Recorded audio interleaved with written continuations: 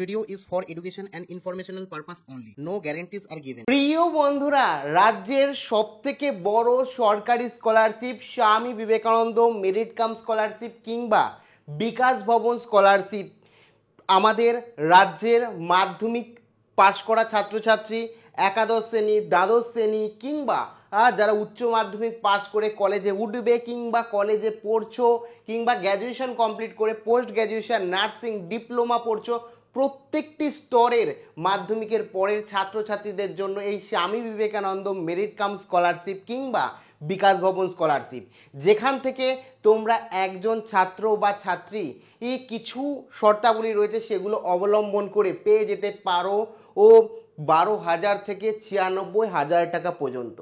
কারা কত টাকা পাবে, কি এলিজিবল ক্রাইটেরিয়া রয়েছে এবছরের, কি ডকুমেন্ট আপলোড করতে হবে, কবে থেকে স্কলারশিপ শুরু হবে এবং যারা টাকা পাওনি সেক্ষেত্রে তারা কবে পাবে বা কি করবে, সমস্তটা এই ভিডিওতে এক্সপ্লেন করব। কাজেই তোমরা যারা মাধ্যমিক পাশ করা স্কুল থেকে শুরু করে কলেজের মধ্যে ছাত্রছাত্রী বা গ্র্যাজুয়েশন পোস্ট গ্র্যাজুয়েশন কিংবা 11-12 ছাত্রছাত্রী রয়েছে, আমার ভাই বোন রয়েছে, ভিডিওটি প্রথম থেকে শুরু করে শেষ পর্যন্ত ওয়াচ করো। ভিডিওটি ভালো লাগলে অতি অবশ্যই একটি লাইক প্রদান করো। আমাদের পরিবারের সদস্য না হয়ে থাকলে সাবস্ক্রাইব বাটনে ক্লিক করে বেল আইকনে ক্লিক করে অল নোটিফিকেশনে ক্লিক করে আমাদের পরিবারের সদস্য হয়ে ওঠো। সবার প্রথমেই বলে রাখি, রাজ্যে বিভিন্ন ধরনের সরকারি কিংবা বেসরকারি স্কলারশিপ রয়েছে। তার মধ্যে সবথেকে বড় এবং অন্যতম সেরা স্কলারশিপ হচ্ছে Swami Vivekananda merit cum scholarship কিংবা যেটাকে বিকাশ ভবন স্কলারশিপ নামেও বলা হয়। রাজ্য সরকারের তহবিল থেকে সকল ছাত্রছাত্রীদের উচ্চশিক্ষার অগ্রগতির জন্য এই স্কলারশিপ সকল ছাত্রছাত্রী স্কুল থেকে শুরু করে কলেজ পর্যন্ত সকল ছাত্রছাত্রীদের এই স্কলারশিপ প্রদান করা হয়। এক্ষেত্রে তোমাদের মধ্যে কারা স্কলারশিপে আবেদন করতে পারবে, কারা রিনিউয়াল করতে পারবে, কি ডকুমেন্টেশন লাগবে স্টেপ বাই স্টেপ বলছি। প্রথমেই বলে রাখি এলিজিবল ক্রাইটেরিয়ার কথা।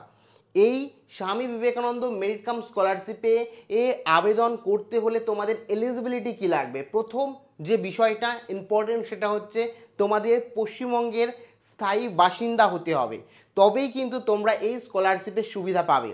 যদি তোমরা পশ্চিমবঙ্গের স্থায়ী বাসিন্দা হয়ে থাকো তাহলে এই স্কলারশিপে তোমরা আবেদন করতে পারবে। দ্বিতীয় যে এলিজিবল ক্রাইটেরিয়া সেটা হচ্ছে তোমাদের অ্যানুয়াল ফ্যামিলির ইনকাম, অর্থাৎ বছরে পরিবারের মোট আয় 2.5 লক্ষ টাকার কম হতে হবে। যদি তোমাদের পরিবারের মোট আয় 2.5 লক্ষ টাকার কম হয় তাহলেও কিন্তু তোমরা এই স্কলারশিপে আবেদনযোগ্য। তৃতীয় যে এলিজিবল ক্রাইটেরিয়া সেটি হলো তোমাকে কোনো না কোনো কোর্সে এই মুহূর্তে ভর্তি হতে হবে। শুধুমাত্র মাধ্যমিক বা একাদশ বা দ্বাদশ বা কলেজ পাস করলেই হবে না, পাস করে তোমাকে পরবর্তী ক্লাসে পড়তে হবে। এখন তুমি পঠরত, তুমি পড়াশোনা করছো, সেটা কলেজ হোক বা স্কুল হোক, তুমি পড়ছো, তোমাকে পঠরত স্টুডেন্ট হতে হবে। 4 নম্বর যে এলিজিবল ক্রাইটেরিয়া সেটা হচ্ছে সব থেকে ইম্পর্টেন্ট, সেটা হচ্ছে তোমাকে একটা নির্দিষ্ট নম্বর নিয়ে এর আগের পরীক্ষায় পাশ করতে হবে। সেই নম্বরগুলো সেই নম্বরটি কত, সেটি হলো 60% তোমাদের নাম্বার পেতে হবে, তবেই তোমরা Swami Vivekananda merit cum scholarship পাওয়ার যোগ্য। যদি 60% পাও তাহলেই।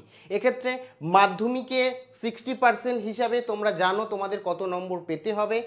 তোমাদের 7টা সাবজেক্ট 7 করে তাহলে হচ্ছে 420 নম্বর তোমাদের পেতে হবে। একই সাথে তোমরা যারা উচ্চ মাধ্যমিকের আমার ভাই বোন রয়েছে, উচ্চ মাধ্যমিক দিয়েছো, তোমাদের কিন্তু 300 নম্বর উচ্চ মাধ্যমিকে পেতে হবে, তবে Swami Vivekananda merit cum scholarship পাবে। একই সাথে তোমাদের মধ্যে যে সকল ভাই বোন আমরা কলেজে পড়ছো, তোমাদের আলাদা আলাদা সাবজেক্ট রয়েছে, আলাদা আলাদা নাম্বারও রয়েছে, সেক্ষেত্রে তোমাদের টোটাল 60% দুটো সেমিস্টার মিলিয়ে পেতে হবে, তাহলেই কিন্তু তোমরা স্কলারশিপের সুবিধা, স্বামী বিবেকানন্দ মেরিট কাম স্কলারশিপের সুবিধা পেয়ে যাবে। এক্ষেত্রে আমি এক্সপ্লেন করছি কারা রিনিউয়াল করবে, কারা আবেদন করবে। তার আগে বলে রাখি এই যে এলিজিবল ক্রাইটেরিয়া, এই এলিজিবল ক্রাইটেরিয়াগুলো যদি তুমি ম্যাচ করে থাকো, তুমি যদি 60% নাম্বার পেয়ে থাকো, কংগ্রাচুলেশন, তোমরা প্রত্যেকে এই স্বামী বিবেকানন্দ মেরিট কাম স্কলারশিপের জন্য আবেদনযোগ্য। এক্ষেত্রে আবেদন করতে গেলে কি কি ডকুমেন্টেশন লাগবে? প্রথমেই যে ডকুমেন্টেশন তোমাদের আবেদন করতে গেলে লাগবে সেটা হচ্ছে তোমাদের ইনকাম সার্টিফিকেট, সব থেকে ইম্পর্টেন্ট। এই ইনকাম সার্টিফিকেট কিন্তু তোমাদের যে কোনো বিডিও কিংবা এসডিও কিংবা গ্রাম পঞ্চায়েত থেকে কিংবা অনলাইনে নিলেও হয়। আমি রিকমেন্ড করব অফিসিয়াল যে ওয়েবসাইট, সেই ওয়েবসাইটের তথ্য অনুযায়ী তোমরা বিডিও কিংবা এসডিও কিংবা গ্যাজেটেড কোনো অফিসার এর ওপরের র্যাঙ্ক থেকেই তোমরা এই ইনকাম সার্টিফিকেট নেবে, যাতে তোমার আর অ্যাপ্লিকেশনে কোনো রকম সমস্যা না হয়, সহজেই তুমি তোমার স্কলারশিপের অ্যামাউন্ট পেয়ে যাও। 2 নম্বর যে ডকুমেন্টেশন সেটা হচ্ছে তুমি যে পশ্চিমবঙ্গের স্থায়ী বাসিন্দা তার প্রমাণস্বরূপ তোমাকে যে কোনো একটা তোমার সরকারি আইডি দিতে হবে, হতে পারে আধার কার্ড কিংবা প্যান কার্ড, যেটা ইচ্ছে তোমার দিতে হবে। তোমার ক্ষেত্রে আধার কার্ড থাকলেই যথেষ্ট। 3 নম্বর যে ডকুমেন্টেশন সেটা হচ্ছে তোমার নিজস্ব একটা ব্যাংক অ্যাকাউন্ট লাগবে। যদি তুমি স্কলারশিপে আবেদন করার পর রাজ্য সরকারের তহবিল থেকে তোমাকে স্কলারশিপের দরুন টাকা দেওয়া হয়, সেক্ষেত্রে তোমার ব্যাংক অ্যাকাউন্টে টাকা ঢুকবে। সেই কারণে প্রত্যেকটি স্টুডেন্টের নিজের ব্যাংক ডিটেলস কিন্তু দিতে হবে। ব্যাংকের যে ফ্রন্ট পেজের স্ক্যান কপি আবেদন করার সময় অনলাইনে দিতে হবে। ব্যাংকের পাসবই থেকে শুরু করে ব্যাংকের পাসবইয়ে যে অ্যাকাউন্ট নাম্বার আছে, আইএফসি কোড আছে, ব্রাঞ্চ কোড আছে, ঠিক আছে, এই ধরনের তোমার ব্যাংকের ডিটেলস কিন্তু দিতে হবে। 4 নম্বর যে ইম্পর্টেন্ট ডকুমেন্টেশনটা লাগবে সেটা হচ্ছে তুমি যে 60%-এর বেশি নম্বর পেয়েছো তার প্রমাণস্বরূপ কিন্তু তোমাকে তোমার আগের উত্তীর্ণ বা পাশ করা পরীক্ষার কিন্তু রেজাল্ট বা মার্কশিট আপলোড করে দিতে হবে। এর পরবর্তী যে ডকুমেন্টেশনটা লাগবে, তোমাদের বললাম তোমাকে নির্দিষ্ট কোনো কোর্সে ভর্তি হতে হবে। ওই কোর্সে পড়াশোনার জন্য এই স্কলারশিপ রাজ্য সরকার দিয়ে থাকে। সেই কারণে তোমাকে তুমি যে বর্তমান যে কোর্সে পঠরত সেই কোর্সে যে তুমি ভর্তি হয়েছো পড়ছো তার প্রমাণস্বরূপ কিন্তু তোমাকে ডকুমেন্টেশন দিতে হবে। তুমি যে কলেজে ভর্তি হয়ে থাকলে কলেজের অ্যাডমিশন ফি, স্কুলে ভর্তি হয়ে থাকলে স্কুলের অ্যাডমিশন ফি, মানে যে কোর্সই তুমি করো না কেন, সে স্কুলে পড়ো, কলেজে পড়ো কিংবা ডিপ্লোমা পড়ো, তুমি যে ভর্তি হয়েছো এখন পড়ছো তার প্রমাণস্বরূপ তোমাকে তোমার পে স্লিপ, তোমার অ্যাডমিশন রিসিপ্ট, যে কোনো কিছু কিন্তু তোমাকে দিতে হবে। এই মোটামুটি এই ডকুমেন্টেশনগুলো দিলেই কিন্তু তোমরা স্বামী বিবেকানন্দ মেরিট কাম স্কলারশিপে আবেদন করতে পারবে। এছাড়া তোমাদের আরও পাসপোর্ট সাইজের একটি ফটো তোমাকে স্ক্যান কপি আপলোড করতে হয়। এছাড়া এক্সট্রা যদি তোমার মানে কাস্ট সার্টিফিকেট থেকে থাকে, ফিজিক্যাল চ্যালেঞ্জেস হয়ে থাকো, সেই ধরনের ডকুমেন্টেশনও তোমাকে আপলোড করে দিতে হবে। এটা তো গেল ডকুমেন্টেশনের কথা। এবার তোমরা অনেকেই বলবে যে আমরা মাধ্যমিক পাস করে গেছি, আমরা একাদশ শ্রেণীতে ভর্তি হয়ে গেছি, আমরা উচ্চ মাধ্যমিক পাস করেছি, আমরা কলেজেও প্রায় ভর্তির মুখে, সেক্ষেত্রে স্কলারশিপের আবেদন প্রক্রিয়া কবে চালু হবে?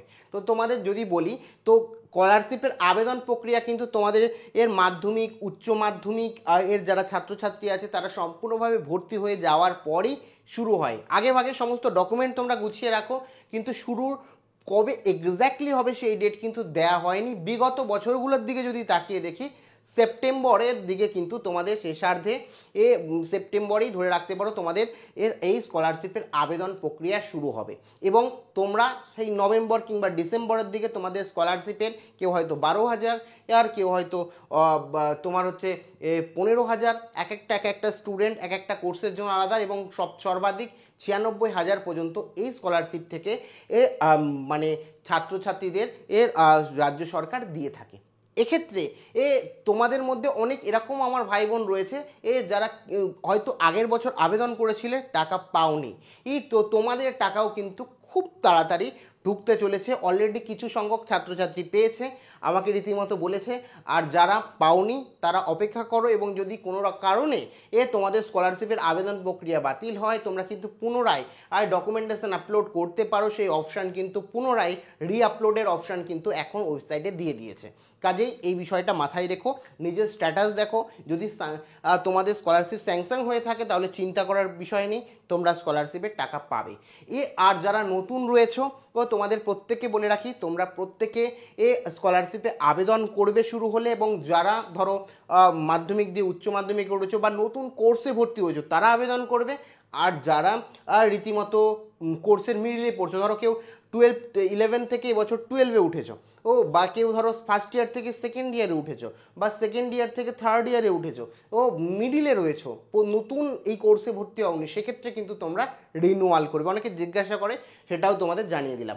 বাদ বাকি কোনো ধরনের কোনো জিজ্ঞাসাবাদ থাকলে এই Swami Vivekananda merit cum scholarship সংক্রান্ত অবশ্যই কমেন্ট সেকশানে কমেন্ট করে জানাতে ভুলো না। প্রত্যেকে ভালো থেকো, প্রত্যেকের জন্য অনেক অনেক শুভেচ্ছা রইল। All the best.